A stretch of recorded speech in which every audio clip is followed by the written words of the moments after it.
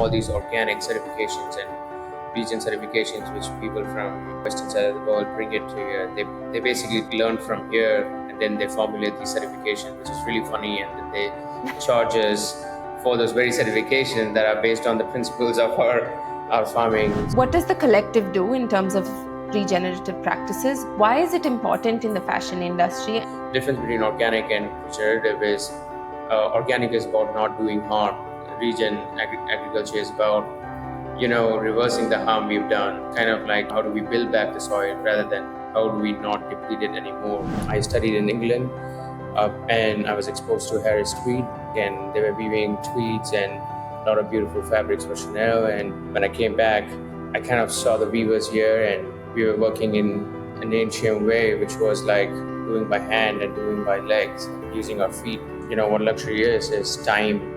And if you take that into consideration, what we are doing here is way more luxury than what's going on there.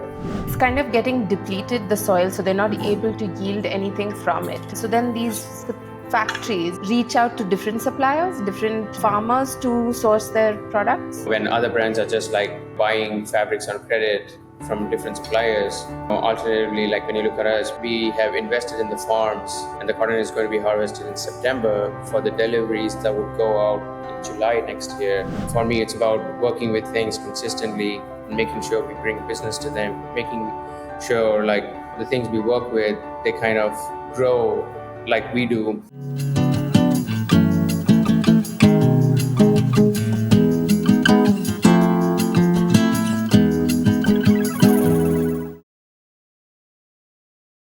Welcome back to the IKKIVI Podcast.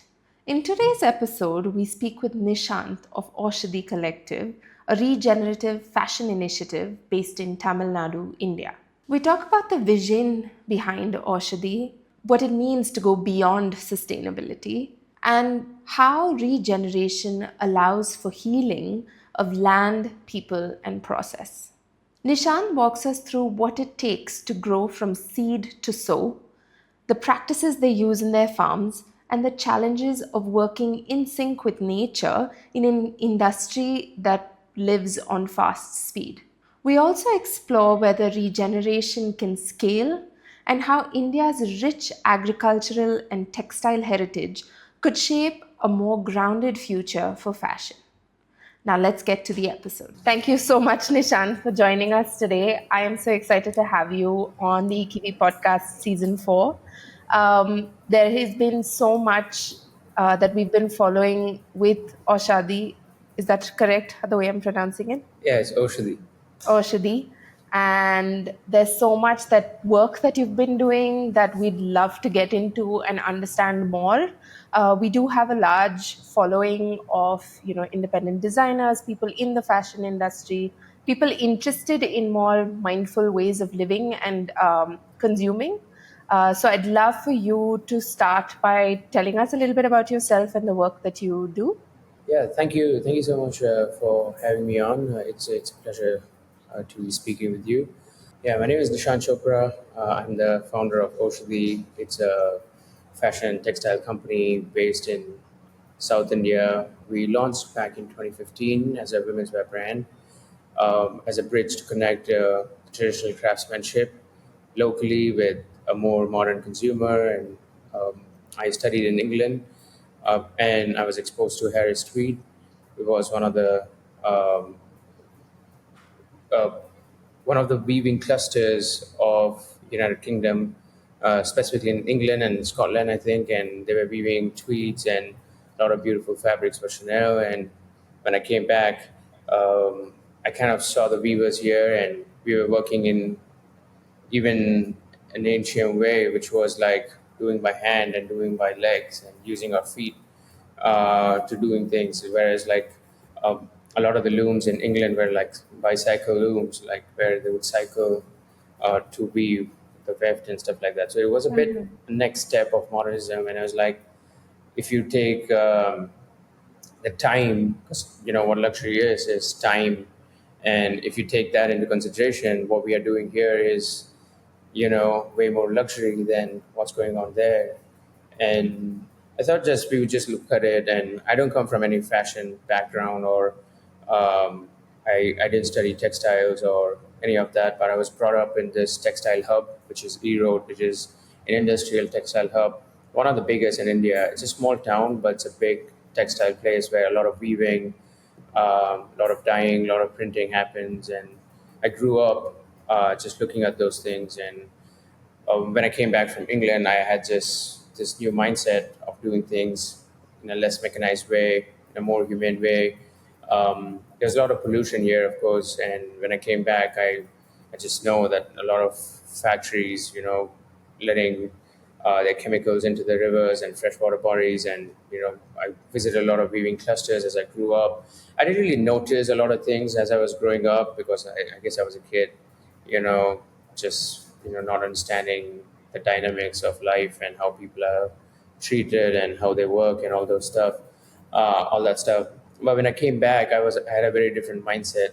uh, I I was looking at things, and then I was questioning that, why is this the working hours? Do people why do people have to work in such a non-healthy environment? Mm-hmm. And even if they do work, why can't they work in healthy hours? Like, why can't they work in 8 hours? Because when a boss is supposed to work 8 hours and leave, why are his people supposed to work for 3 shifts? And I just don't think like clothing is that important, uh, that someone has to uh, let go of a night's sleep, Yeah. and we are not like doctors, we are not saving lives, you know what I mean? And we're just making a piece of cloth. Of course, that piece of cloth has a lot of history, and, it's very cultural. It gives someone an identity, and I'm not questioning any of those aspects, but I'm just saying that it's not so important that someone has to do these crazy overtimes and work in, at night, for someone else to wear, that piece of clothing. And it's just a very basic and logical thing to think about. And we decided to kind of delve into it with our own brand. We started looking at designs, and, then textiles, and, then the yarn, and where are those dyes coming from. And then we worked with a lot of clusters around. When we first started working, we were working with like Calcutta, and then we were doing some weaving in Kashmir for the wool, and we were working in Gujarat for Kala cotton, block prints in Rajasthan for some block prints again. And there was like, it was very spread out, and they were working with a weaving cluster in Andhra.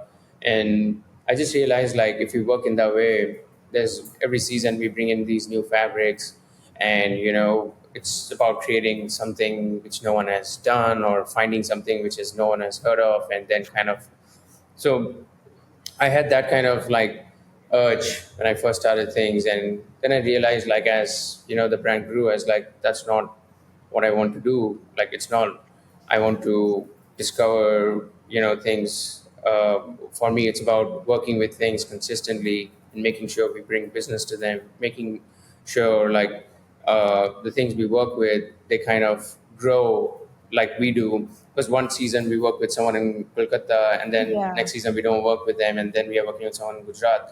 And every season, like, it's like these kind of like changes. And then I was like, you know what, we cannot go and change all these communities, but what we can do is we can stay put where we are and try and make new things here, and, grow with them, and bring new techniques for them, bring new fibers for them. And we started working with many diverse fibers, like, not just cotton, but like tencel. We worked with linen, hemp, a lot of these like fibers which were not prevalent here because it was predominantly cotton Mm. focused, like most of India is. And yeah, I think like that's how we, and, questioning where again the cotton is coming from, we ended up starting like a cotton farm in 2020.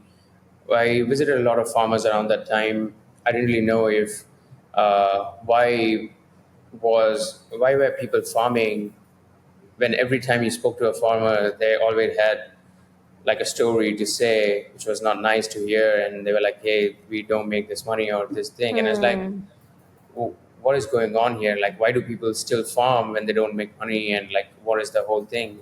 it's like a very big story on its own. So I don't want to go deeper into that. But I'd love anyway, to know, I mean, if you can touch upon a little bit as to what exactly that is, if just kind of what is the situation like amongst these farmers? yeah, there's a movie called Merku Thodarchi Malai. It's a Tamil movie, and I think it played a very crucial role, for me to understand the dynamics of farmers. And um, basically what happens is that they're caught up in this vicious circle of uh, a promise in the future, and they're like, you get a really good yield, you get these seeds, you put fertilizers, fertilizer, they're like drugs, and over a period of time you build tolerance, so you want a bit more, and then you keep doing it until the soil or your body cannot handle it anymore, and then kind of the productivity and yield goes down, and then you have to find another seed which is going to be a different, it's probably going to cut through that stuff, and it's like a never ending process. And then maybe in 4 years down the line you start losing a fair amount of yield, and the companies who come in with those promises, they bail. They're like, okay, this is done, let's go to another village. So they kind of move to another village and start all those things. So I've actually like, it's a very big cotton belt where we are, and all the farmers are met. There's not a single company which has been farming for last 100 years or 150 years, like, consistently. Let go of like 100 years, but I don't know a company which has been farming with the same farmer for 20 years, or even 15 years or even 10 years. Like, it's not. So it's like, that's what it is. Like, it's very disposable, the fashion. How, as a brand, when you look at the supply chain, you always think about it as a disposable part of your brand, and you're like, okay, I would work with them until they give us returns, and once we find out that it's becoming a bit more of a burden, or like where you need to invest a bit more, or you take invest a bit more of time or money or whatever that is, then you kind of skip that and move on to another. But we never worked with a supplier because we were our own suppliers, and we were making for ourselves. And so for us it was very important to set up those things ourselves and understand the dynamics. And that's what it is with like farming. Sorry, I just completely got sidetracked. But No, yeah, no. with farming, that's what it is. Like, where working for a few years, letting that go, and then farmers have to find someone else, and then they have this piece of land which they keep on selling bit by bit to make sure they can farm. Let's say they had 5 acres, they only have like 3 acres now because they gave away 50 cents or like 100 cents or like half an acre or 1 acre to someone else. And that's how things are going on. And basically, like, people who are bigger landlords, even now, they keep acquiring more and more land. And that's how like the farming situation in India is kind of building up, at least where I am. I don't really know about other parts of India, but um, this is what the situation is locally. Yeah. So basically, it's kind of getting depleted the soil, so they're not able to yield anything from it. So then what I'm trying to understand. So then these factories or whatever reach out to different suppliers, different farmers to source their products. Yeah, Oh, I mean, different source the suppliers, fiber. different farmers, and also farmers are not aware of what a fair income is, because all this time they have been they've been in shadows of these big agents, traders, middlemen, spinners, and big Yeah, companies. So they have never they. I don't think they understand, because I'll tell you, like, just a general costing of, like, what the farms work like. People, if yeah, they make like 50,000 rupees, or that's a good income for six months, like making 50,000 or 75,000 rupees on 1 acre of land. But just take, like, just let go of all the expenses you have in mind, or any of those things you can think of. But we kind of set a price way before we start farming. We cover all the costs, and then we give a margin, and we still think that margin is not enough, and we are already paying them like 2 or 3 times more than the market price. We also have to be wary of cost, because we're already paying 3 to 4, which means the prices of our products are very high, and we are getting thin margins on what we are yeah. making. So we'd like to pay them a bit more, and slowly and steadily as our business kind of scales and we're able to get a better margin. Our products already, I feel, are a bit more expensive for a general customer or the common man, but I think like slowly it's about educating people and why our costs are so high, and then once we start getting into that sort of margin, we should be able to pay our farmers a bit more. But that's what I'm saying. Like even though we are paying like three times high, it's not sufficient, for our Yeah. farmers, and that's how low the bar of a farmer's income is. And Yeah. for them to think beyond that, it's very difficult for them to think beyond that actually. And if you pay even like a 20% margin on what they have in mind, they would start working with you. And that's the situation here. It's yeah. So just to, I mean, I'd love to talk about, why products are priced higher, because we do have a lot of customers that reach out to us in that regard as well. But before we get into all of that, I wanted to go back a little bit and understand. So you started off as a independent brand, and is that what did it kind of grow into? Because now I know that you also service other independent labels internationally. Is that right? If you can just run Yeah. us through that as well. Yeah, so we started as an independent brand, and then we, like in 2019, we did this collaboration, end of 2018, 2019, around that. We did a collaboration with Stella McCartney where, we made a piece of natural dyed dress for them, and there was this event called Commonwealth Fashion Exchange at Buckingham Palace, and we got a lot of traction through that in terms of press. And at that point of time, a lot of people started reaching out to us to see if we want to collaborate with them to make textiles or things. So it kind Mm-hmm. of Oshadi opened up as a collective. So it became like an Oshadi Collective. And where we would have a lot of brands, we'd do these projects, make these beautiful textiles for them. And of course, do the cut and sew and all those things at our own facility. So that kind of evolved into that. And I think it was one of the main things which kind of catapulted that was our seed to sow Mm-hmm. supply chain, where we were growing the cotton, and we all the processes between seed to sow what happened within 100 kilometers, which was I don't know if you know a general course of a cotton supply chain. It travels thousands and thousands of kilometers Mm-hmm. before it becomes like a product, like from the farmer to the ginners to the farmers to the market to the ginners to the spinners. And it's like sometime it even comes from, like, a lot of the Indian cotton now comes also from Australia, so the cotton is coming from there. It's gin somewhere up north or in central India, and then from there it comes to Tamil Nadu to spin. And it's just like we just kind of took that and like shrunk it to as tight Mm-hmm. as possible.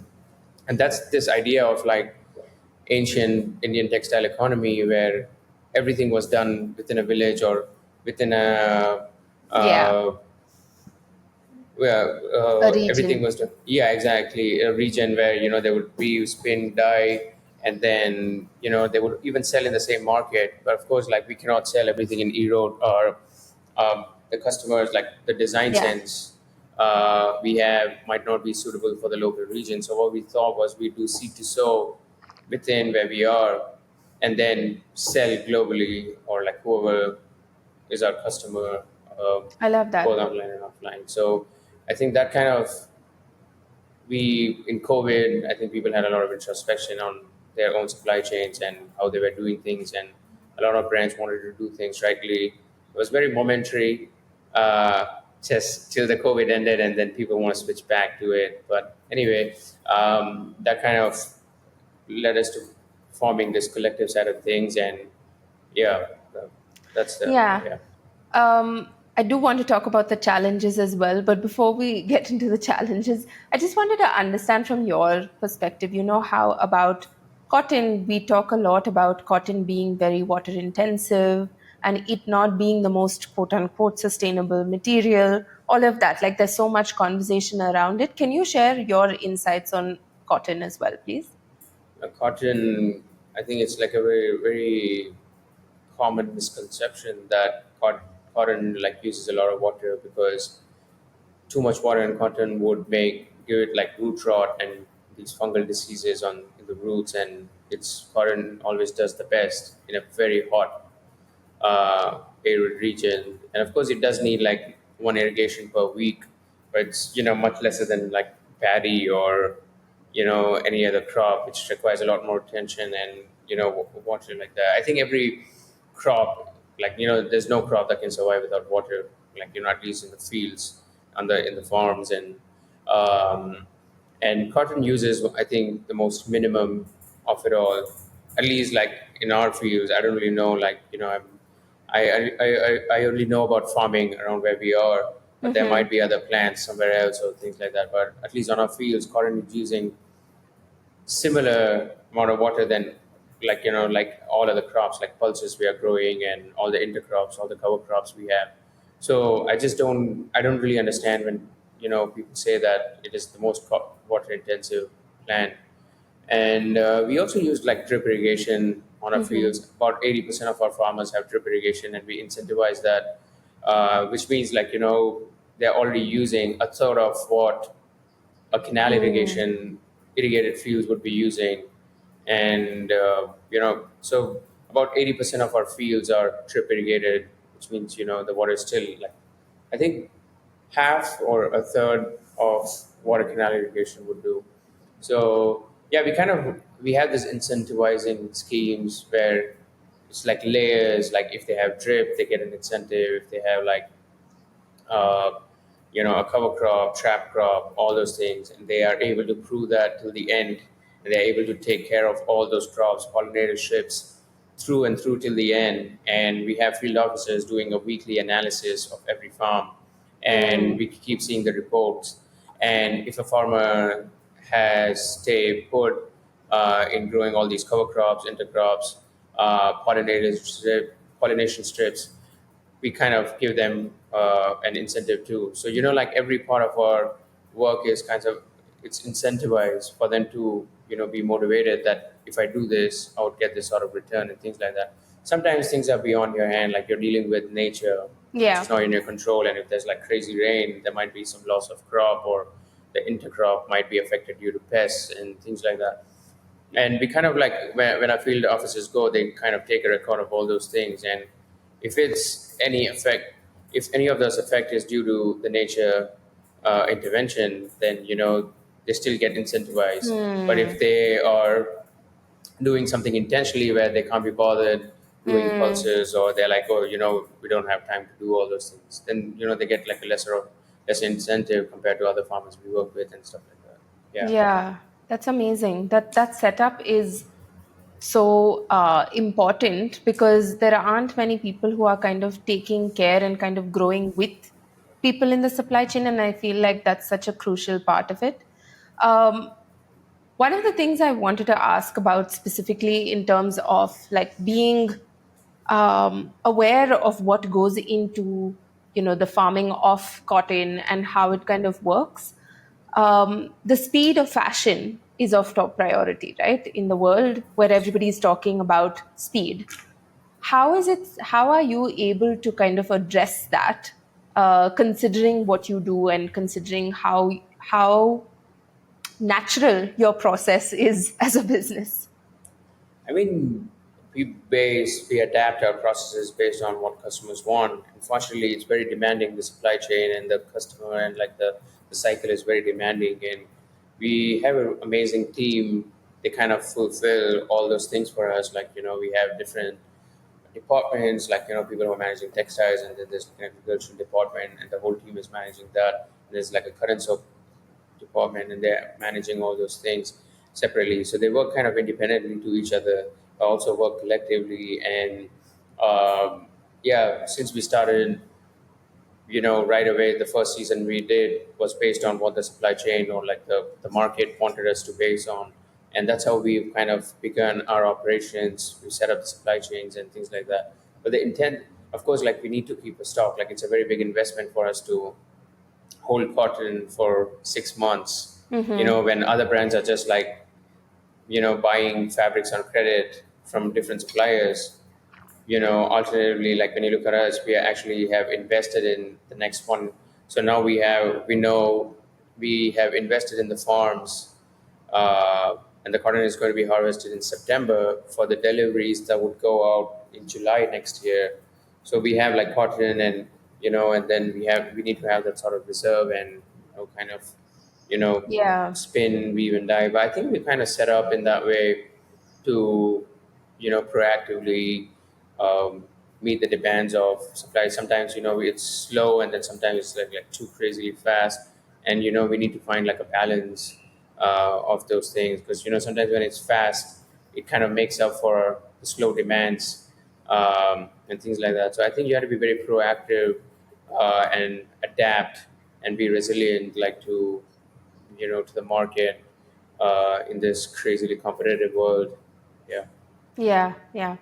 You briefly touched upon, the idea of Oshadi kind of handling seed to sow. Can you just run us through? We spoke about the farming aspect of it, but what else are the other aspects of it that the collective kind of works on? So we actually like oversee all the processes, but we don't have, like, for example, spindles in our factory space or workshop. We don't have spindles or a ginning machine or a dyeing machine. So we have like partners who are all based next to us, like all the spinners, all the weavers, all the dyers. They're all based next to us, and we work with them to spin a specific count of yarn and at a specific strength, depending on what kind of weaves we need to work in, and the CSV. So we kind of like customize all those things, but we don't like directly spin it, if Hmm. that makes sense. We Yeah, do not directly, we don't have looms in our warehouse, yeah. or workshop, but we have weavers based next to us who are doing that for us. And the cut and sew is always done within our premises, because we like to have control over the designs, and we don't really like to outsource things, because we deal with um, uh, luxury or contemporary clientele, like high end. They make high end clothing, all our clients, and even our own clothing is comes in that sort of price points and market. So we don't really like our designs to go out in any possible way. So we try to keep everything indoors as soon as the fabric is ready. Even the fabric, even until the fabric, like it's very tightly knit, so we know who's weaving it, who's printing it. And Hmm. we've been working with some of those people for the last 4 or 5 years since we've started the company. So we have a lot of trust, and they rely on us and we rely on them, and it's like a mutual trust we have with like all those people. And we work with everyone very consistently. Like once we start building some relationship, we always want to do it, um, for a longer period of time. And sometimes, it's not always the case. Sometimes we only do things for some people for a year or so, and then, we let go of things due to several reasons. But yeah, all those partners we have, like, they, we've been working with them from almost day one, and, we have this kind of very close relationships, uh, to manage everything between farming and us garmenting. So the process which we don't do it ourselves, which is in house, we kind of do it through our partners around the world. Amazing. Yeah. Thank you for listening to the IKKIVI Podcast.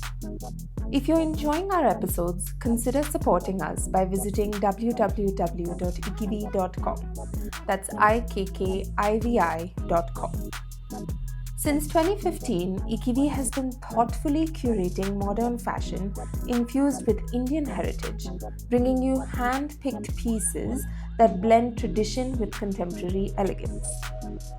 Our passionate venture celebrates the vibrancy of contemporary design while preserving India's rich craftsmanship, creating stunning and ethical silhouettes you'll love.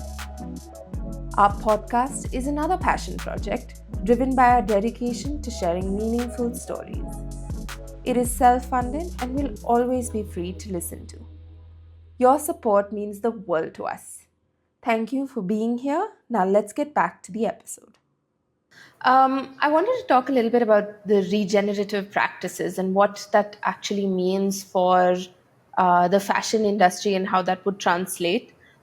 What does the collective do in terms of regenerative practices? Why is it important in the fashion industry, and how do you see it kind of evolving within the fashion industry? We have spoken about it, worldwide in terms of farming of other crops like food and all of that. But specifically in the fashion space, I'd love to hear your thoughts on what that means and what you're doing to tackle that.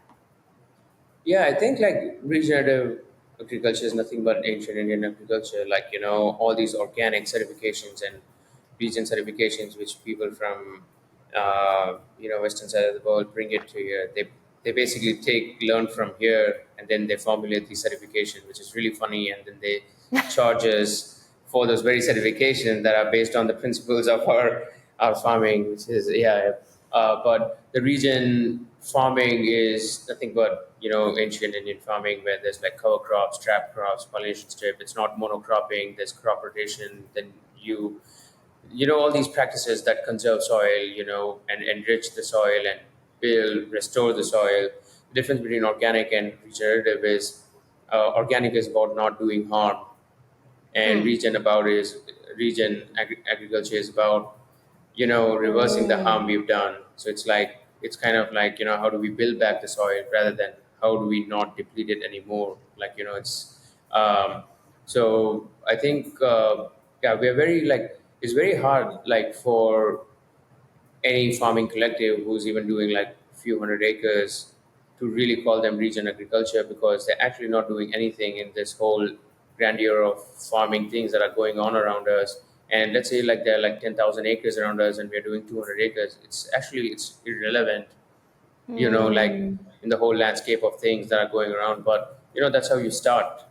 Yeah. And that's your start, and then you kind of push it. And if you ask us if you're like definite region agriculture, completely successful, and did this thing, and I would say no to all those questions, because I just feel that we're not doing enough Mm-hmm. to bring about a change yet. But I'm sure like we will get there, and we have a system in place that would, when that system kind of impacts locally, and the local impact kind of grows to a certain extent, I think we would be able to change the landscapes there, and the water bodies, and a lot of things can really start coming to fruition. But we're only doing 300 acres now, which is like nothing. We had to be doing a few thousand acres to actually and yeah, to actually see something happening. Yeah. Why do you feel people are not really doing it? Why is it restricted to a few? It all comes down to two things. One is intention, and second is money. Hmm. And a lot of people may have intention, they won't have money. A lot of people have money, but they don't have intentions Mm-hmm. to do it. And I just think you just have to be connected to where you are, and I just think you need to have this humane, a sense of humanity, and in everything you do, and you need to know that everything you interact with, you kind of change the courses of those things, or change courses of yourself based on what's going on, and the things you're interacting with. And I think it's really important to do that mindfully, and that sort of intention, I think, if every single person gets, then it's a collective change. Yeah. And but a lot of people, I don't say are ignorant, but like they just don't have time to think about these things. They have different priorities in life. Yeah. And for example, someone living in a city, yeah, I was like doing this workshop with a Japanese architectural firm like a few months ago, and the lady who was like a chef, was a cook at the workshop. Like she was making food and something. She took part in the Q&A afterwards, and what she was telling me is like, in a city like Tokyo, the closest anyone like a citizen of Tokyo get the closest he or she gets to a farm is going to grocery shop. And like that's how close it is. And going to a grocery shop and then buying organic, and going into the organic section is for them, that's the way of connecting nature. So there is this longing for every single person, to connect with nature in some form of way, like, whether it be in a grocery shop, in the organic section of the grocery shop. Yeah. And I think like to it has to be a lot more deeper than that for every single person, uh, to to work on this. For me, like I never left E Road. It's a very small town. There's no social, there's not many exciting things apart from work. So if you want to have fun, you just come to work and do those things. So that's what a life looks like here. But it has a very it's like a slow living experience. You're very connected to the fields, farms, and then cows. And we have like cows here. We have Mm-hmm. dogs, and we have 7 dogs. It's like all those.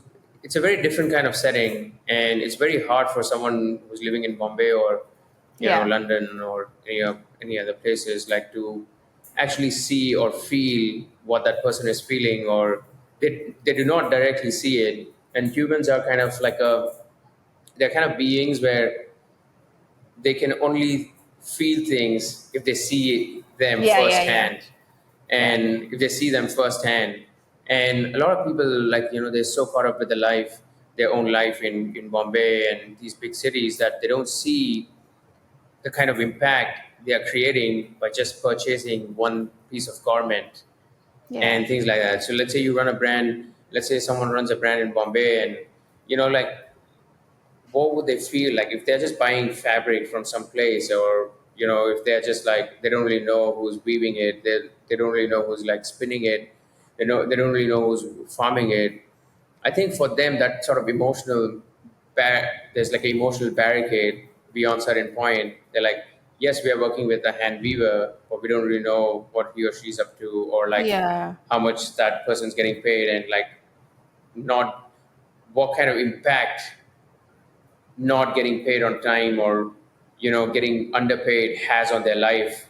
It could be like a one night's meal, a one night's dinner for someone in Bombay. That's almost like a month's income for one of those weavers and farmers and things like that. But I think that sort of my and also the respect for things, like what I see a big difference between like the weavers I've seen around the world versus the weavers here is like we always sympathize um, with the weaving community, and like we kind of categorize them as marginalized communities, and just work with them with a helping tendency. But that's not the way to look at them. Like if you go to like Italy or like France or like England, people would they'd be called artisans, and Yeah. ateliers on state of the art Yeah. facilities and things like that, and having those kind of state of the art facilities and things like.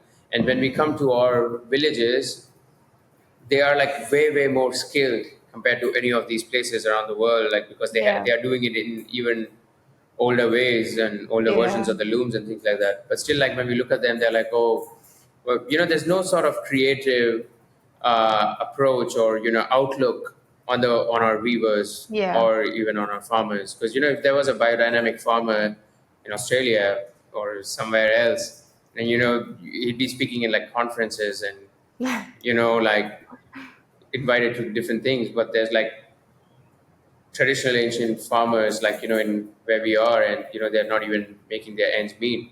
So it's like Yeah. that sort of yeah. I don't know what your Changing the question narrative, was. I think, like Yeah, yeah, just the idea of understanding that there's so much richness in all of this that people are not able to see. And I think a large part of it is definitely the lack of awareness, right? Like people don't know, like you said, sitting in cities, we don't really know what's going on the farms. yeah, Um, exactly. Yeah. Until or unless you connect, like you cannot feel it, and then I yeah, don't blame people for not feeling it and not. Once you feel it, then you start acting on it, and once you yeah, start acting on it, then you start creating I agree. different versions of things and things like that. And I do see Yeah, some brands, like some really amazing brands. I don't really know, like I don't remember names, but I do see a yeah, lot of brands are doing amazing things because they have seen it, they have worked with it, they have felt it, and they see the need for change. And whether it yeah, be change in the system or the change in narrative. But like I think that kind of drives yeah. people. Yeah, I love how you said connection because I feel like change happens with that connection, and connecting through to people is something that has such a larger positive impact than not having that connection or understanding. And I feel like today in society, we're so engrossed in our own lives and not really looking to connect with people physically and emotionally. or we don't have the bandwidth to, not that we don't want to. And I feel like that's such a large aspect of being more mindful in terms of our consumption, in terms of our production, or understanding where things come from. And I feel like that's such a large, important point that you brought up about connection and it being very, very important. Yeah, sure. I think like sometimes it becomes overwhelming for people we Yeah. work with, that we are so deep involved in like what's going on and things like that. But that is the whole essence of our supply chain, that we connected with every bit, Yeah. and created like a link between all those things, and not just connection but like long lasting relationships Yeah. also. It's not like disposable, that one day this and next day this. We are like, what can we do with these same guys again and again and again and again, and like, and how can we scale? I think like all the sustainable things, like they have to scale Yeah. for them to actually play a bigger role. And all these sustainable brands, I do. They end up making things. Some people like it's their philosophy to make small and do small and stay that way. But some people like just make things without thinking of uh, the growth scale. Like how would you be able to do these sort of weavings? Hmm. How would you have to improvise on the looms, and would you have to improvise on the processes? Are you going to bring like a bigger dyeing bath to do dyeing, like when things scale? So I think we always looked at that. So like connections, and then these long-term relationships, and then the idea of scale, because I think it's kind of when you talk about scale, people always look at it negatively. Yeah. But I think good things need to scale for bad things to scale down. So we always look at scale. Yeah. Uh, And I think you perfectly brought me to the last part of my conversation about scale and about seeing this model kind of evolve and grow and what it means for the fashion industry. Both, so there are two aspects of it, right? Like there is that end consumer and what their understanding is of being more mindful in terms of their choices, but also of the ones who are producing in terms of designers and brands and all of that. So, what do you see the future looking like from these two points of view, but also in terms of scale?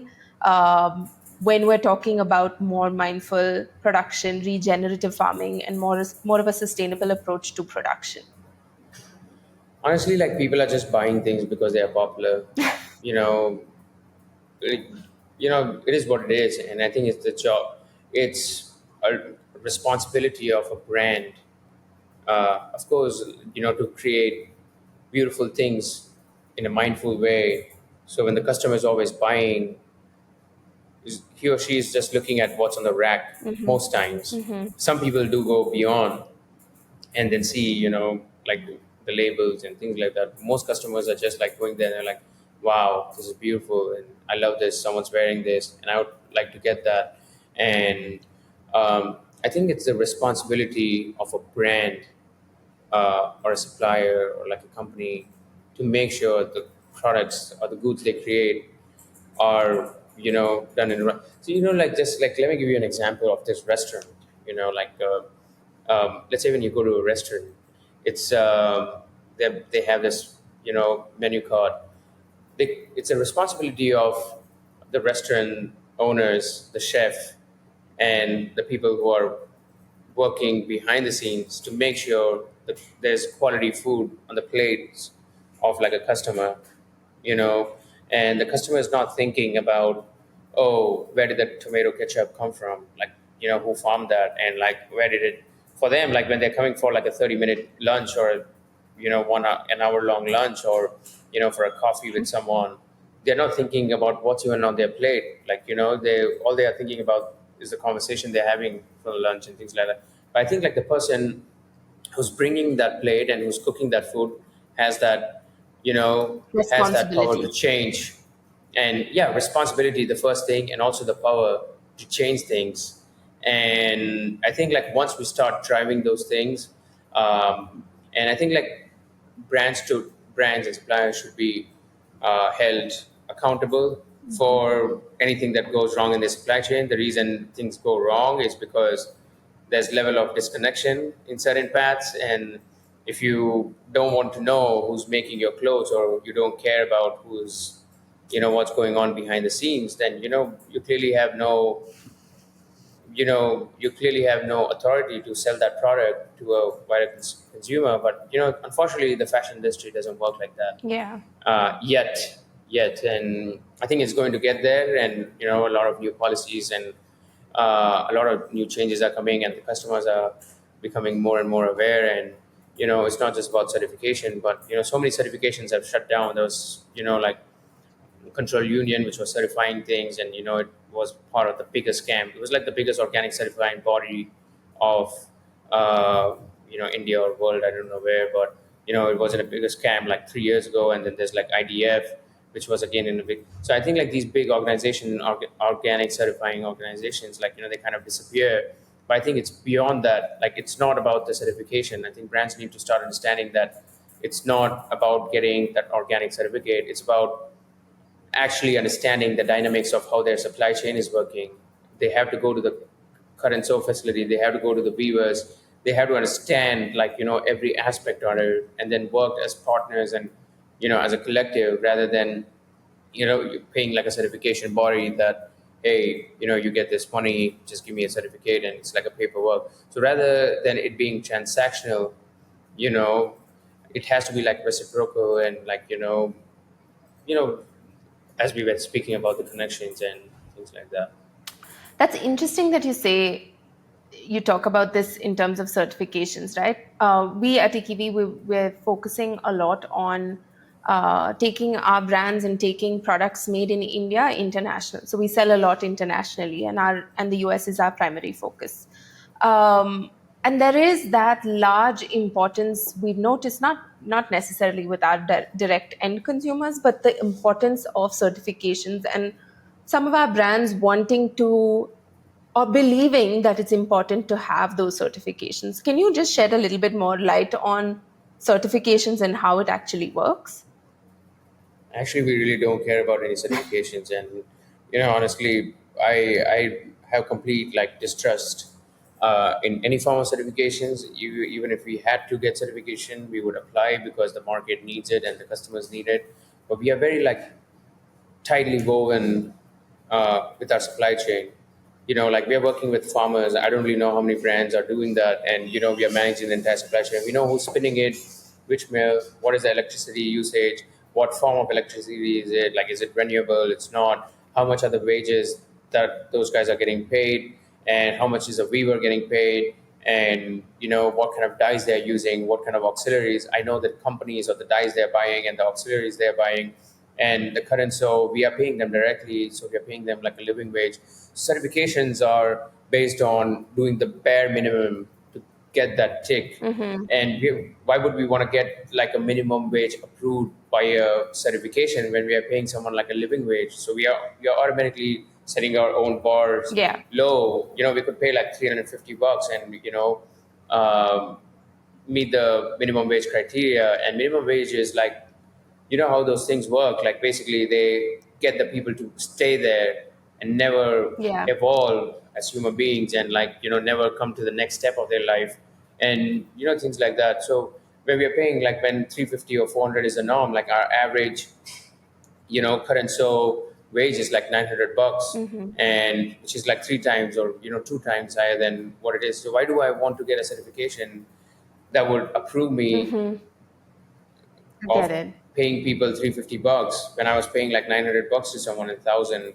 And when you calculate all the bonuses, all those things, it's more than 1,000. It's like 1,150 or 1,100 or something like that. And I just like, why would I want some certification body from Germany to come and certify organic farming in India? And the organic farming guidebook which they have is actually learned and made by Indians. And it's just like Yeah. I just get really confused by the logic behind these things. Of course, like certification is an easy way to certify yourself and say that I'm a part of this and things like that. But I think it also like it makes it easy for the brands to have a disconnect with the supply chain, because then they can just say that Yeah. we're relying on this certification, without actually knowing who's doing weaving and who's doing this thing and who's dyeing and who's their current. So all those things. And Yeah. my mom, I met like a company recently in London, and they don't even know like who their suppliers. They've never been like, they've grown from zero to a few $1 million in less than like 6 years, and they don't even know who their suppliers is and who their current so is and like what's going on. And they just say that they're running this chair, giving back 10% of their profit, Yeah. and they don't even know who they're giving back to. I Yeah. asked them, like, who are you giving back to? You know them? And they're somewhere based in northern to central India. And I was like, you don't even know who you're paying money to. And like, it's just pretty crazy that, Yeah. so that's what certification does. It creates like more and more of those disconnect. And then something goes wrong, you can blame it on the Yeah. certification. Yeah. That, hey, I had the certification, I had this paperwork, and the certification body, like, didn't keep up to their promises. And we have now, we are now learned that and working with a new certification body since we found that out. That's not the way to do it. Yeah. Like, every brand has a responsibility to, if they're making clothing, and like they have this responsibility to find out who's making the clothes, and find out if that clothing has a fair value attached to it, until it comes to them, Yeah. and stuff like that. Yeah. I agree. My last question to you is about one of the biggest challenges that you are currently facing as considering the work that you're doing, and how are you working towards kind of overcoming that challenge? Yeah, I mean, like, currently would be, we live in a small town, and it's very hard to find like skilled, creatives and the kind of people we would like to work with. It's very, difficult to have them move to Europe and live with us and do things that way. So that's one of the biggest challenge. Like me not being in Bombay, me not being in London, or at the fashion weeks. Like just like now, every time I visit my my friends who also run brands, in different parts of this world. Like when I visit them, I always see that it's so easy for them to have this creative workforce around them, Hmm. like getting like a photographer or doing this or getting this or setting out clothes for like an editorial, and a lot of and the connections and the social aspect, and it's very very very like um, active, you know, in that way. Whereas our brand is completely like we're completely disconnected. If people reach out to us, then we are doing all these like social interactions and editorials or like podcasts and like SED. But like we do miss a lot of these opportunities of not by not being based in those places. But I think it has its own benefits Yeah. too. It comes with that, like we have less distraction and we have our own beautiful little world here, which we're creating, step by step. And, it's very strong. Like our production is very strong. The quality we get is very strong.